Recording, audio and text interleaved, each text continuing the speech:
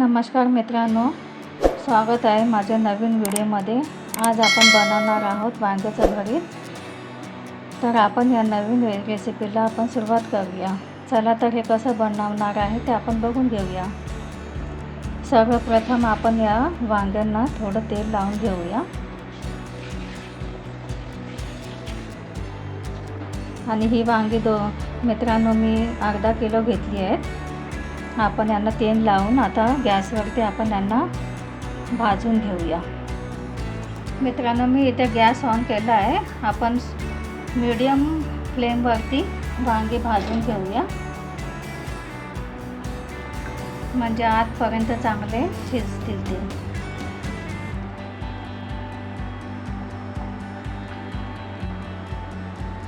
अशा प्रकारे आपण याला आलटी पलटी करून सर्व बाजूने आपण यांना शेकून घेऊ।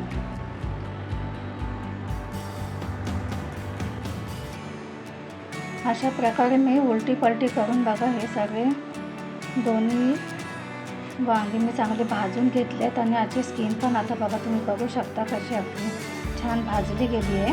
म्हणजे हे आतपर्यंत चांगलं भाजून निघते आणि परत याला स्मोकी फ्लेवरसुद्धा येतो। त्यामुळे आता हे आपण वांगी आपली झाली आहे तर आपण याचा गॅस फ्लेम ऑफ करूया आणि हे आता आपण थंड व्हायला ठेवूया। या ताटामध्ये मी दोन्हीही वांगी थंडी होण्यासाठी ठेवले आहेत। त्याच्यानंतर आपण याची साल काढून घेऊया। ही वांगी थंड झाली आहेत मित्रांनो। आता आपण याची वरची जी साल आहे ते आपण काढून घेऊया।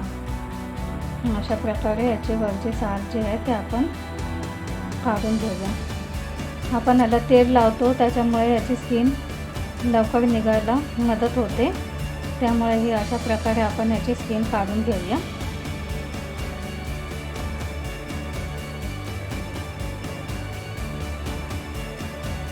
आता दोन्ही वांगी माझी सोलून झाली, याची स्किन मी काढून घेतली आहे। तर आपण याचा वरचा जो देठाचा भाग आहे तो आपण कापून घेऊया आणि याला सुरीने असं मध्ये चीर देऊया। चीर देऊन मित्रांनो असं बघा आधी पहिला का याच्यामध्ये काही कीड वगैरे तर नाही आहे ना। जर कीड वगैरे असेल तर तुम्हाला दिसून येईल। या प्रकारे आपण याच्यामध्ये बघायचं की याच्यामध्ये काही किडे वगैरे तर नाही आहेत। आता हे मी दोन्ही पण असे हे सोलून घेतले। आता आपण याच्यामध्ये मसाले मिक्स करूया। वांग्यामध्ये आपण सुके मसाले मिक्स करून घेऊया। तर आपण कोणकोणते मसाले लागणार आहे ते बघूया। 1/2 टीस्पून हळदी घेऊया, 1 चमचा लाल तिखट मसाला, 1 चमचे धने पावडर, अर्धा चमचा गरम मसाला, अर्धा चमचा जिरा पावडर, याच्यामध्ये 1 चमचा मीठ मिक्स करून घेऊया। आता हे सर्व आपण हाताने असं मिक्स करून सगळे मसाले चांगले आला मिक्स करून घेऊया।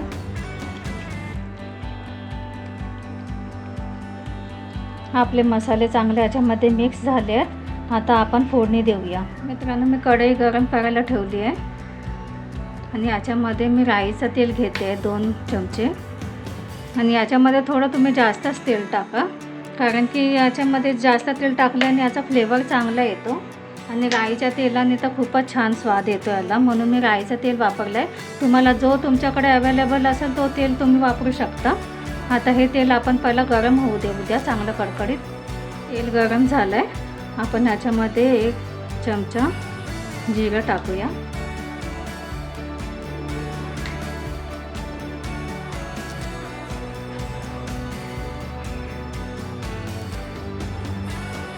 हळदी टाकूया थोडीशी, आपण यात थोडी हिंग टाकूया,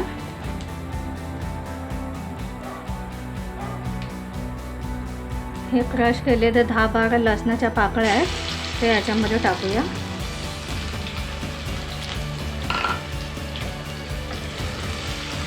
थोडा ब्राऊन होईपर्यंत याला फ्राय करूया। 2 हिरवी मिरची टाकते याच्यामध्ये,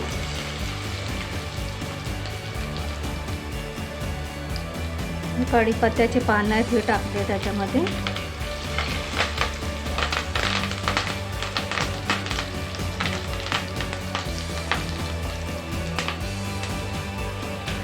आणि हे 4 कांदे आहेत हे चांगले बारीक कापून घेतले ते याच्यामध्ये टाकूया. कांदा पण चांगला लाल होईपर्यंत आपण फ्राय करून घेऊया.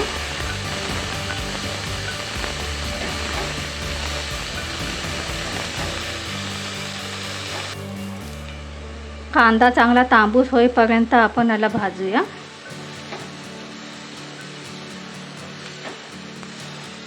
यात एक चिरलेला टोमॅटो टाकूया.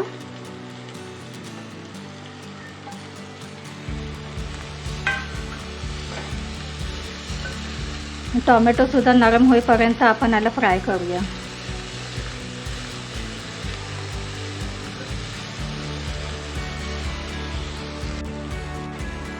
कांदा व टोमॅटो चांगले नरम झाले आहेत आणि याला भाजण्यासाठी मला 5 मिनटं लागली आहेत. आता आपण याच्यामध्ये हे जे वांग्याचं भरीत आहे हे आपण टाकूया.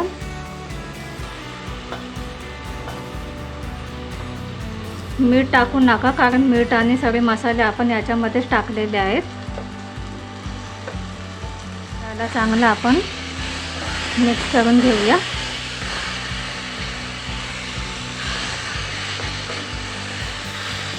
यात मित्रांनो पाणी टाकू नका. आपण असंच याच्या मंद आचेवरती स्लो गॅस करून आणि याला 5 मिनटं असंच झाकून आता आपण याला शिजवून घेऊया. का आपले हे जे याच्यामध्ये मसाले जे टाकले ते चांगले पूर्णपणे चांगले भाजले गेले पाहिजेत. चांगले सुजी धुऊया आपण ही भाजी. आता मी याच्यावरती झाकण ठेवते 5 मिनटं.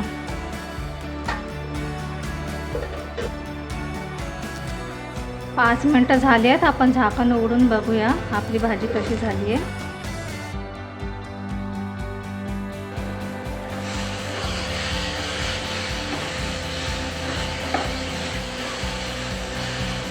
आपली भाजी एकदम परफेक्ट शिजली आहे आणि याच्यामध्ये पाणीसुद्धा नाही आहे. सगळं पाण्याचा अंश जो आहे तो सगळं निघाला आहे. सगळी सुकली भाजी आणि अशीच आपल्याला भाजी बनवायची आहे. याच्यात पाणी बिलकुलही नका टाकू. आता आपली ही भाजी झाली आहे. आता आपण याच्यामध्ये कोथिंबीर टाकूया.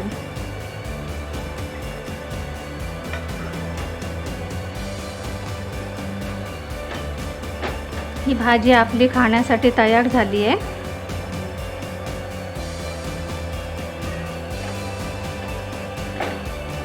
तुम्हाला जर असं वाटत असेल तर तुम्ही याच्यामध्ये शेंगदाण्याचं कूटसुद्धा टाकू शकता. मी टाकले नाही आहे पण तुम्ही टाका याच्यामध्ये शेंगदाण्याचं कूट. शेंगदाण्याचं कूट टाकल्याने भाजीला आणखीन अप्रतिम चव येते. तर तुम्ही नक्की याच्यामध्ये शेंगदाण्याचं कूट नक्की टाका. आता आपली भाजी झाली आहे. आता आपण गॅसचा फ्लेम ऑफ करूया.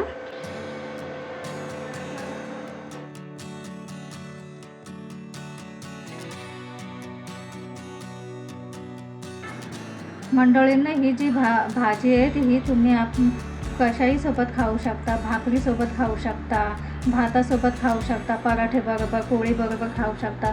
ही भाजी खूप अप्रतिम लागते आणि भाकरीसोबत त्याची चव एकदम न्यारीच होते. तुम्ही एकदा ही भाजी ट्राय करून बघा.